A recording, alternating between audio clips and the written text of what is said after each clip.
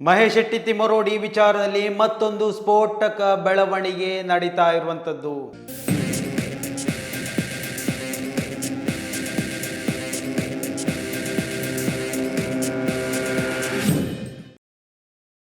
Hello hi ಎಲ್ರಿಗೂ ನಮಸ್ಕಾರ, welcome back to Janata agent. Dharmasthala ಪ್ರಕರಣದಲ್ಲಿ ಒಂದು ರೀತಿಯಲ್ಲಿ ಅವಿಭಾಜ್ಯ ಅಂಗ ಅಂತ ನಾವು ಕರೆಯುವಂತಹ ಮಹೇಶ್ ಶೆಟ್ಟಿ ತಿಮ್ಮರೋಡಿ ಅವರ ಗಡೀಪಾರು ಆದೇಶದ ವಿಚಾರ ಎಲ್ರಿಗೂ ಗೊತ್ತಿದೆ. ಈ ಒಂದು ವಿಚಾರದಲ್ಲಿ ಇವತ್ತೊಂದು ಬೆಳವಣಿಗೆ ನಡೀತಾ ಇರುವಂಥದ್ದು. ಈ ಒಂದು ವಿಚಾರದ ಬಗ್ಗೆ ಕಂಪ್ಲೀಟ್ ಡೀಟೇಲ್ಸ್ ಅನ್ನ ಈ ಒಂದು ವಿಡಿಯೋದಲ್ಲಿ ವಿವರಿಸ್ತಾ ಹೋಗ್ತೀನಿ. ಅದಕ್ಕೂ ಮೊದಲು ಈ ಒಂದು ಚಾನಲ್ ಅನ್ನ ನೀವು ಮೊದಲನೇ ಬಾರಿ ವೀಕ್ಷಣೆ ಮಾಡ್ತಾ ಇದ್ರೆ ದಯವಿಟ್ಟು ಸಬ್ಸ್ಕ್ರೈಬ್ ಮಾಡ್ಕೊಂಡು ನೋಡಿ. ಮಾತ್ರವಲ್ಲ, ನಿರಂತರವಾದಂತಹ ಅಪ್ಡೇಟ್ನೊಂದಿಗೆ ನಿಮ್ಮ ಮುಂದೆ ಬರುವಂತಹ ಪ್ರಯತ್ನವನ್ನು ನಾವು ಮಾಡ್ತೀವಿ.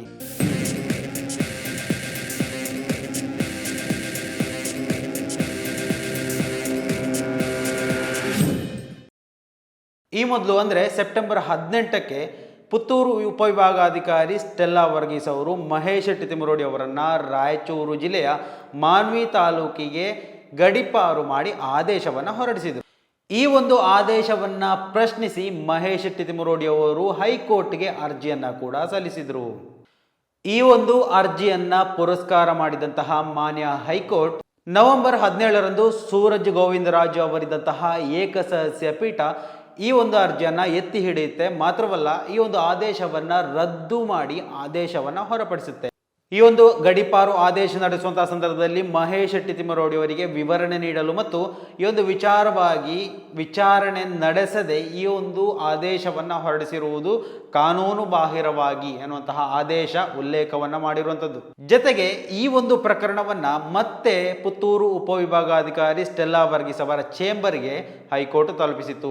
15 ದಿವಸಗಳ ಒಳಗಡೆ ಈ ಒಂದು ವಿಚಾರದಲ್ಲಿ ಏನಾದರೂ ಒಂದು ಬೆಳವಣಿಗೆ ಮಾಡಿ ಮತ್ತೆ ಬೇಕಾದರೆ ಆದೇಶವನ್ನು ಸಲ್ಲಿಸಬಹುದು, ಆದೇಶದ ಅರ್ಜಿಯನ್ನ ಸಲ್ಲಿಸಬಹುದು ಎನ್ನುವಂತಹ ವಿಚಾರದ ಬಗ್ಗೆ ಹೈಕೋರ್ಟ್ ನೋಟಿಸ್ ಅನ್ನ ನೀಡಿತ್ತು. ಈ ಒಂದು ಪ್ರಕರಣದಲ್ಲಿ ಸೂಕ್ತ ಕಾರಣಗಳೊಂದಿಗೆ ಈ ಒಂದು ಆದೇಶವನ್ನು ಮತ್ತೆ ಹೊರಪಡಿಸಬಹುದು, ಆದರೆ ಸೂಕ್ತ ಕಾರಣಗಳನ್ನು ಕೊಡಬೇಕು ಅಂತ ಅದರಲ್ಲಿ ಪ್ರತ್ಯೇಕವಾಗಿ ಉಲ್ಲೇಖ ಮಾಡಲಾಗಿತ್ತು.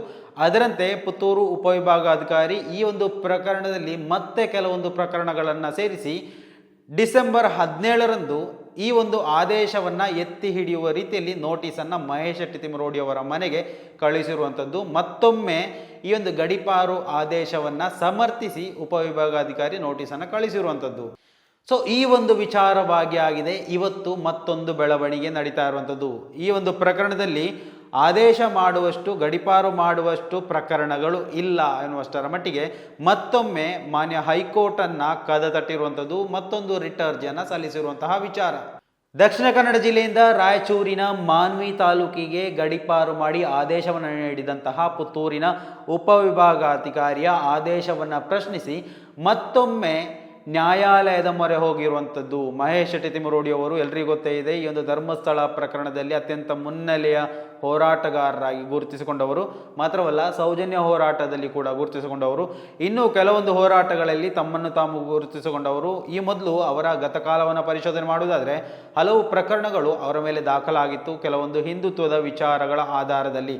ಸೊ ಇವೆಲ್ಲವನ್ನ ಪರಿಗಣಿಸಿ ಉಪವಿಭಾಗಾಧಿಕಾರಿಗಳು ಸಲ್ಲಿಸಿದ ಈ ಒಂದು ಅರ್ಜಿಯನ್ನ, ಈ ಒಂದು ನೋಟಿಸನ್ನು ಪ್ರಶ್ನಿಸಿ ನ್ಯಾಯಾಲಯದ ಮೊರೆ ಹೋಗಿರುವಂಥದ್ದು. ಸೆಪ್ಟೆಂಬರ್ 17ಕ್ಕೆ ಈ ಒಂದು ಮೊದಲ ನೋಟಿಸ್ ಮಹೇಶ್ ಶೆಟ್ಟಿ ತಿಮ್ಮರೋಡಿ ಅವರಿಗೆ ಸಲ್ಲಿಸಲಾಗಿತ್ತಾದರೂ ಅದನ್ನು ನವೆಂಬರಲ್ಲಿ ಮೇಲ್ಮನವಿ ಸಲ್ಲಿಸಿ ಆ ಒಂದು ಆದೇಶವನ್ನು ರದ್ದುಗೊಳಿಸುವಲ್ಲಿ ಯಶಸ್ವಿಯಾಗಿದ್ದರು. ನಂತರ 15 ದಿವಸಗಳ ಕಾಲಾವಕಾಶವನ್ನು ಉಪವಿಭಾಗಾಧಿಕಾರಿಗೆ ಹೈಕೋರ್ಟ್ನಿಂದ ನೀಡಲಾಗಿತ್ತು. ಸೊ ಆ ಒಂದು ಸಂದರ್ಭದಲ್ಲಿ ಮತ್ತೆ ಈ ಒಂದು ಆದೇಶವನ್ನು ಪರಿಶೀಲನೆ ಮಾಡಿ ಮತ್ತೊಮ್ಮೆ ಗಡೀಪಾರಿಗೆ ಆದೇಶ ಹೊರಡಿಸಿರುವಂತಹ ನಿರ್ಧಾರವನ್ನು ಇವತ್ತು ಪ್ರಶ್ನೆ ಮಾಡಿರುವಂಥದ್ದು. ಇವತ್ತಿನ ಬಿಗ್ ಬ್ರೇಕಿಂಗ್ ಅಪ್ಡೇಟ್ ಅಂತಲೇ ಹೇಳ್ಬೋದು. ಸ್ನೇಹಿತರೆ, ಈ ಒಂದು ವಿಚಾರದಲ್ಲಿ ನಿಮ್ಮ ಅಭಿಪ್ರಾಯಗಳನ್ನು ಕೂಡ ಕಮೆಂಟ್ ಮಾಡಿ. ಮುಂದಿನ ಮಾಹಿತಿಯೊಂದಿಗೆ ಮತ್ತೆ ಭೇಟಿಯಾಗೋಣ. ಅಲ್ಲಿವರೆಗೂ ನಮಸ್ಕಾರ.